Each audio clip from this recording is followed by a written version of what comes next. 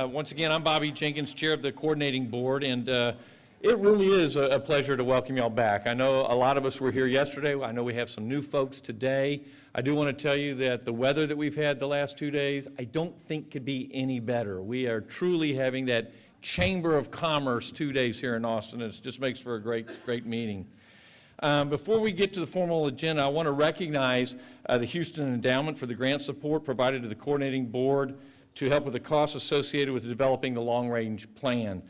Such support allowed us to secure the help of state and national experts so we can develop and implement the best possible plan for the entire state. So I mean, it really did take that, and I think all of us now, with what we're all seeing as we talk about this plan, are very excited about it, and the Houston Endowment is to be greatly thanked.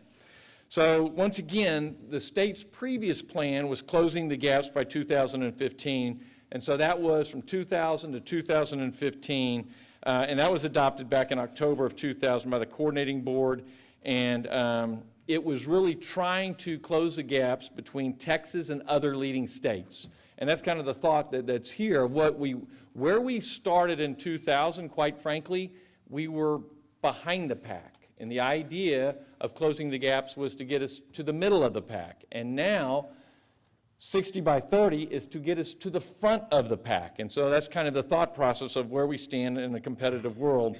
And really, when you look at what happened, since 2000, we've had 2.6 million credentials and degrees that have been awarded during that time. So really did make tremendous progress. But once again, now, we're in a global state. We're in a global setting. We have to be in this state globally competitive, not just competitive within our own country. So as I shared with those of you yesterday, the new plan was developed over 18 months by the Texas Higher Education Strategic Planning Committee, and the committee received testimony from literally thousands of people from all over the country and all over the world. And that's one of the cool things about this plan, is how broad-based the input was and how many people had a stake in making it what it is.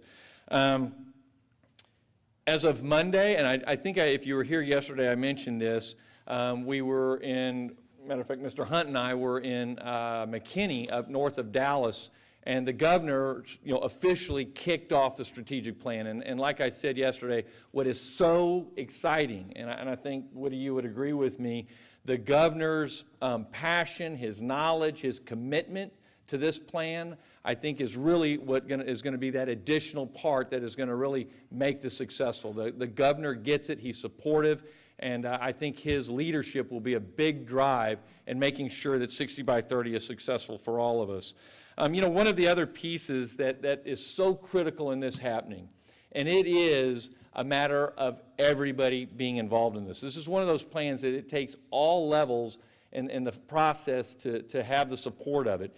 And I'm talking about from from pre-K all the way through higher ed. That's what it's going to take. And I think that people who hear this plan, and I've had the chance to talk about it in several different arenas, but it is a plan that people understand. They get it. They can. The four goals really resonate with what people can understand is what's important for success in this state and truly being globally competitive. I like to say there's really something in this plan for everyone that they can really grab a hold on and understand and help make it be successful. So what we want to do is get started right now. And so today's program, and this is what's a little bit different. Today is a participation day, all right? This is that day where we're going to get good input, we're going to get great information, and then we're truly going to roll up our sleeves and we're going to be involved in this. And so, once again, the goals from completion, overall attainment, marketable skills, and student debt. We will have panel facilitators from the board that will provide a brief statement of the goal, and then we'll all be working together to figure out how we accomplish that from a strategic standpoint and offering ideas and advice and input that will make that take place. I want to encourage, once again, that the questions and the ideas behind that, we want to make sure these workshops are really successful. I think when we have the opportunity to have a collection of people who are passionate about higher education, who have a real understanding of what's going on in each of our communities, That's the kind of information that'll be very valuable to us. So with that, I'm going to go ahead and get started. Before I get started with that, as far as going into it, you have on your table, most tables, I see them, the almanacs, okay, from the coordinating board. And it was brought to my attention that we want to make sure that you take those with you. And I can tell you that the information in those almanacs is you can't get a compilation of that thorough and that important information in any source anywhere in the state. And I will tell you this, no other state has an almanac like that one that is as thorough and has that much pertinent, valuable information. So not only do we want you to take one for yourself, take one for your buddies back home, okay? Take several almanacs, because truly disseminating that information is in the best interest for all of us. So I want to make sure that you understood that, and don't be bashful to take several of them back with you. All right, so now we're going to get started. I'm going to be introducing our distinguished panelists, and let me tell you this before I do that. We are really in for a treat today. I don't know that you could get two people to be able to be on a panel like this where we can have this kind of discussion that have the knowledge, the expertise, the passion for what the topic is today. It's really a great opportunity for every one of us in this room to get to hear from these folks. But once again, just setting the table, 60 by 30, 60% of Texans, 25 to 34, let me drive home that point, 25 to 34 will have a degree or certificate by the time we get to 2030. And once again, this goal aims to increase that group because they're the future of the state, all right?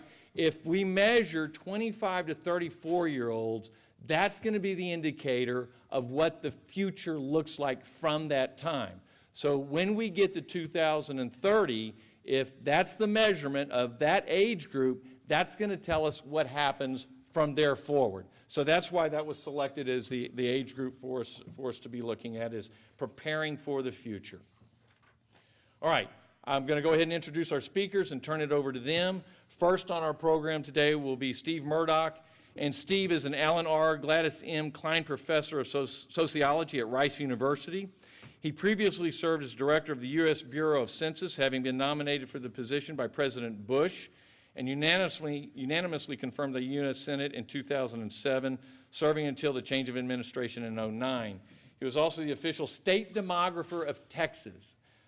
He was appointed to this position by Governor Perry, and was the first person to occupy that position, so very prestigious. Prior to his appointment at Rice, Steve was the Luther Brown Distinguished Chair of Demography and Organization Studies at the University of Texas at San Antonio, and the director of the Institute of Demographic and Socioeconomic Research. Before UTSA, he was a Regents Professor and head of the Department of Rural Sociology at Texas A&M University. Mr. Murdock earned his PhD in Demography and Sociology from the University of Kentucky. He's the author and editor of 15 books and more than 150 articles and technical reports on the implications of current and future demographic and socioeconomic change.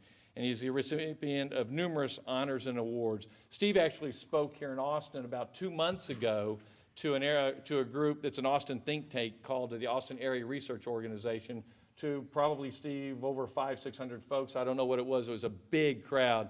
And I can assure you from that meeting, Steve was the buzz for about 2 weeks here in Austin with the information that he gave to that group. So we're going to be really, we are very fortunate to have him with us. In addition, with us today, we have my good friend Woody Hunt. And I can't say enough great things about Woody Hunt. He truly is a leader in higher education, a true driver with his passion about what education is. He's the executive chairman of the board of directors of the Hunt Companies and its affiliated companies. And besides being an astute businessman, he's actively engaged in civic organizations that affect the local El Paso region where Woody is from. As part of his activities and nonprofit professional boards, he's demonstrated strong commitment to education. He served on the University of Texas Board of Regents and the board of directors of UT Investment Management Company. He's currently a board member of the board of directors of Complete College America, member of the Board of Visitors for the University of Texas MD Anderson Cancer Center in Houston, and chairman of the Borderplex Alliance in El Paso.